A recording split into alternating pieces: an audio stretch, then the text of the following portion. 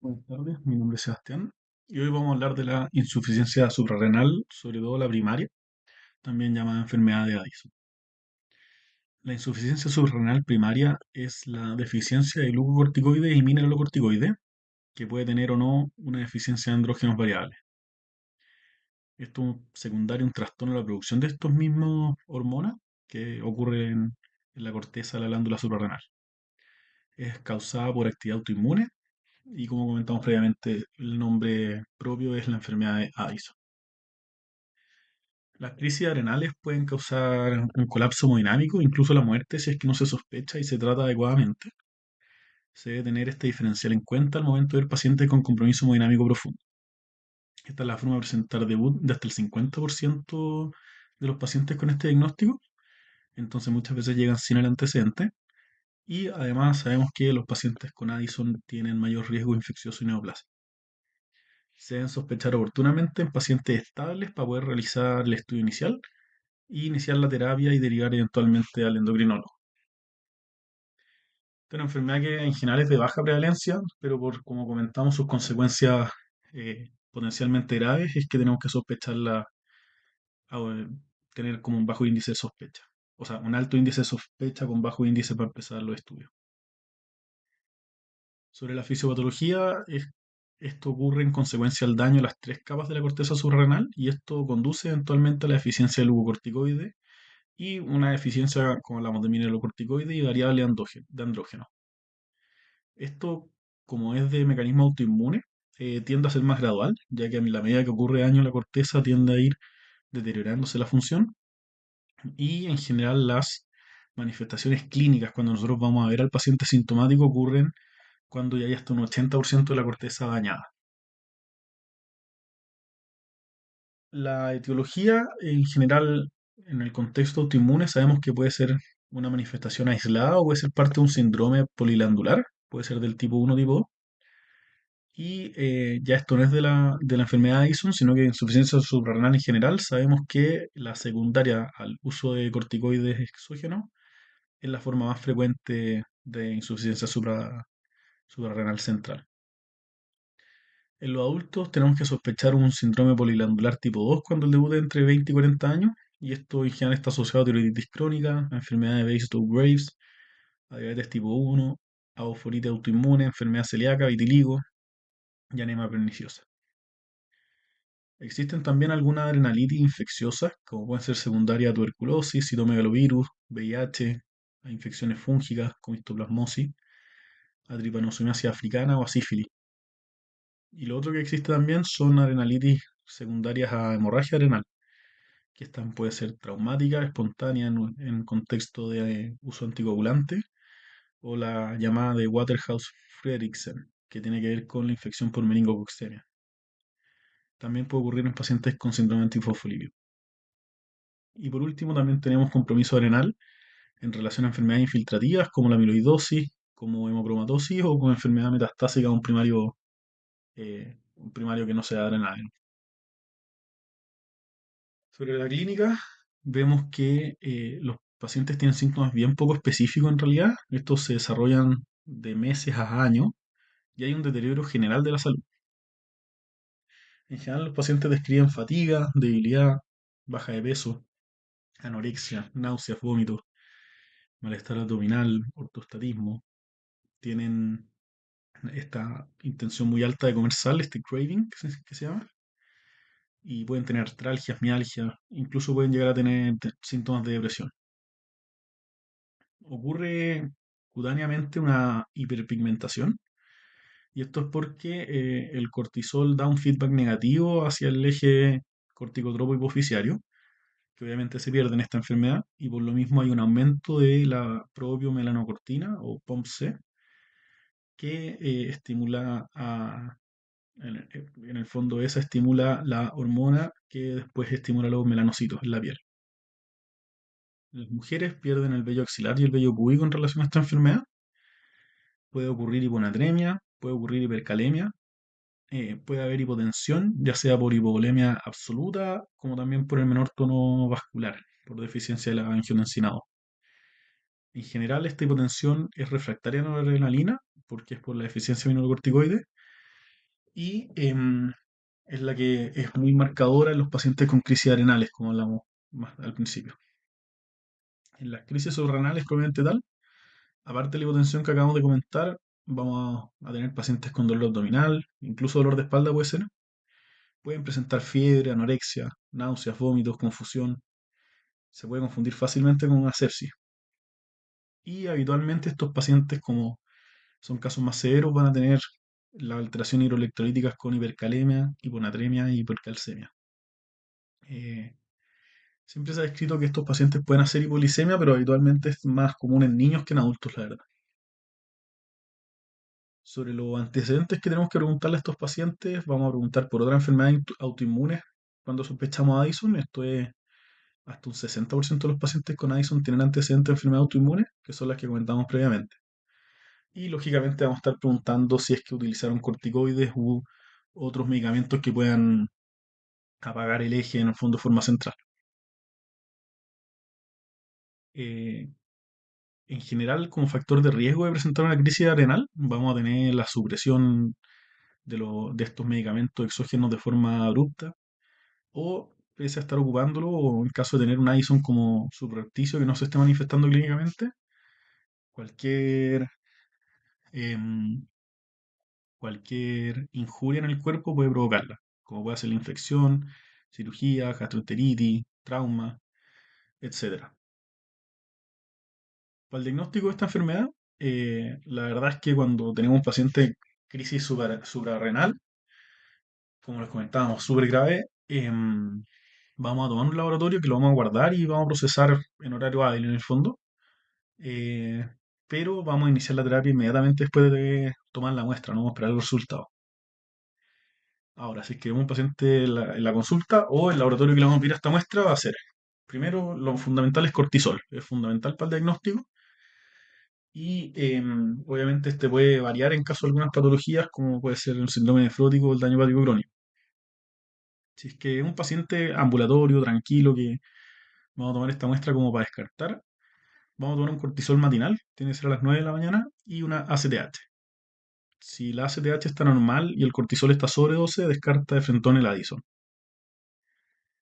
Por otra parte, cuando ya hay un poco más de sospecha, em, vamos a tener que hacer este estudio, nos van a salir alterados según los parámetros que acabamos de comentar, y luego vamos a querer confirmar el diagnóstico en el fondo, eh, porque vamos a tener las alteraciones del laboratorio que pedimos.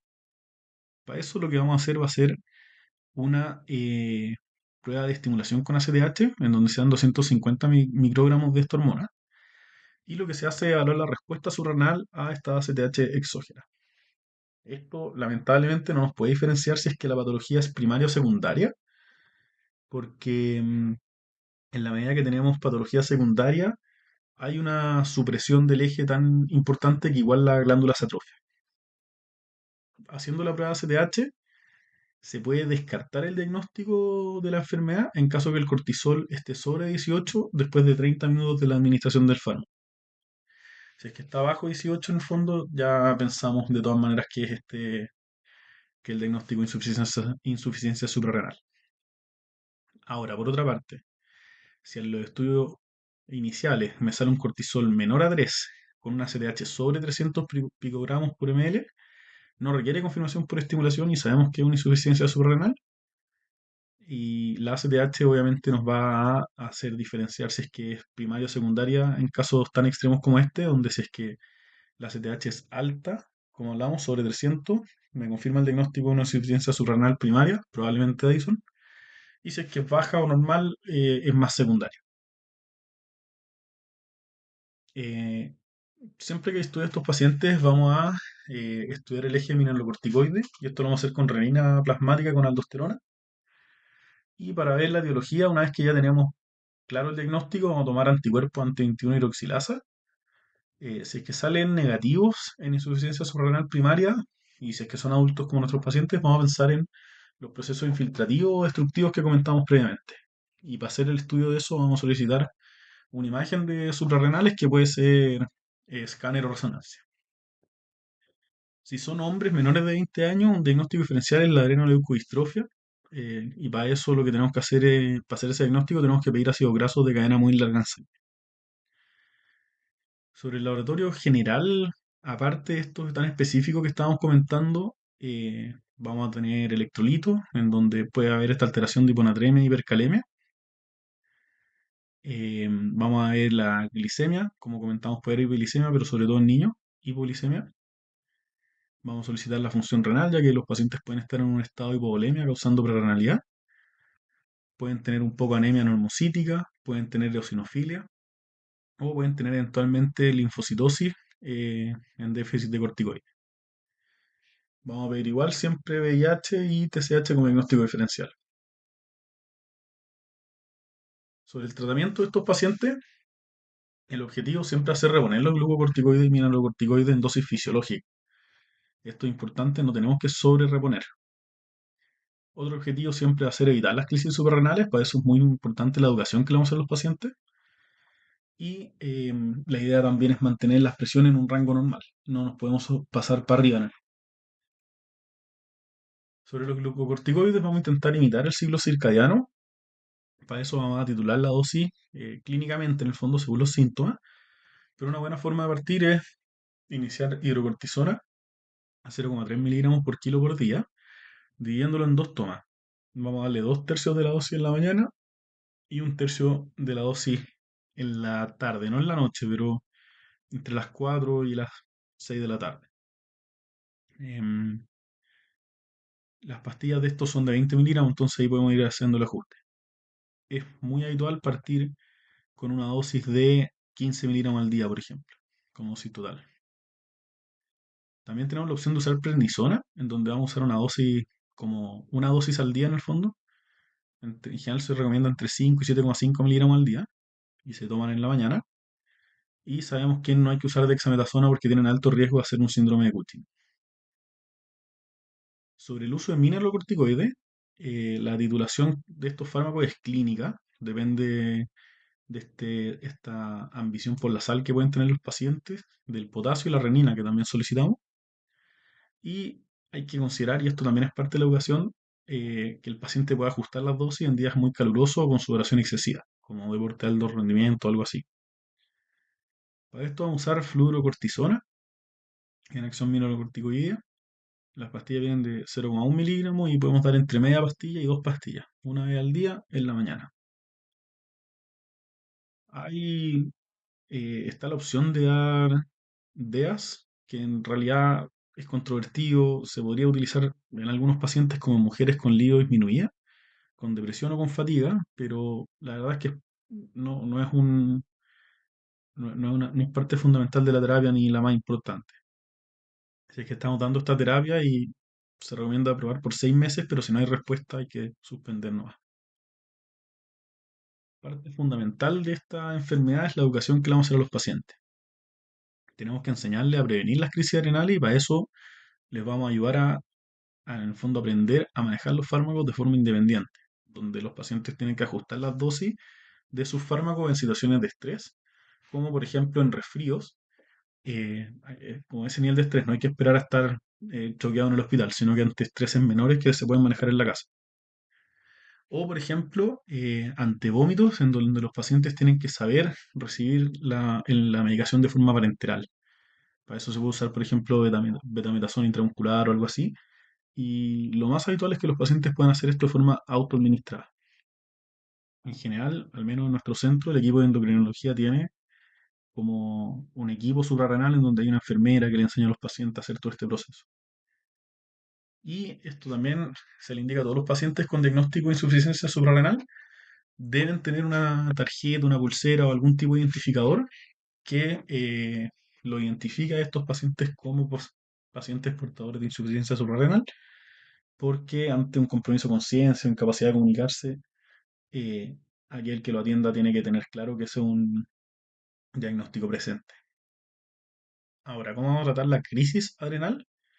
Como se presenta como un choque indiferenciado, lógicamente llegar al diagnóstico va a ser difícil, pero hay que darle volumen con cristaloide, igual que a todos los choques.